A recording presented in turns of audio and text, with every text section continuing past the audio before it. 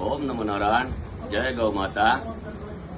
આજે પૂરા ભારતની અંદર ગૌ સન્માન આહવાન એટલો બધો પ્રબળતાથી અને એટલા બધા ઉત્સાહથી પૂરા હિન્દુ જાગેલો છે, ત્યારે આપણને એક અવસર મળ્યો છે કે ખરેખર આપણી ગાય માતા માટે આપણે એક અવાજ એકવાર બધાય 100 કરોડ હિન્દુઓને મળી અને એકવાર એક અવાજ કરવાનો છે કે જેથી કરીને સરકારની અંદર આની નોંધ જાય અને સરકાર એની નોંધ લે. સરકારમાં બેઠેલા જે માણસો છે પણ એ આપણા સનાતની છે, એટલા માટે આપણે એવો પ્રયાસ કરવાનો છે.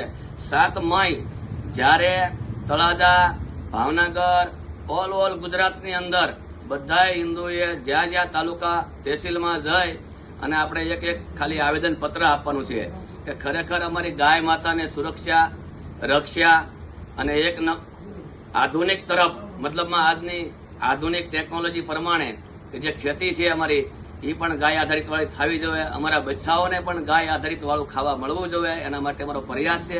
વિશેષ કાંઈ નહીં કહું, પણ ખરેખર 100 કરોડ હિન્દુઓને મારી કરબંધ પ્રાર્થના છે કે બધાએ મળી અને એકવાર એક અવાજ કરો કે જે આજે તમને ખરેખર ગાય માતા તમને પોકારે છે.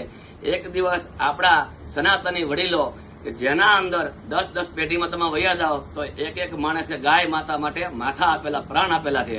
આજે તમારે પ્રાણ નથી આપવાના, ગાય હાટું તમારે માથું નથી આપવાનું, માત્ર ને માત્ર તમારે એક સહી આપવાની છે અને માત્ર ને માત્ર સહયોગ કરવાનો છે. વિશેષ કાંઈ નહીં કહો, બધાએ મળી અને એકવાર એક અવાજ ઉઠાવી. જય ગૌ માતા. ઓમ નમો નારાયણ.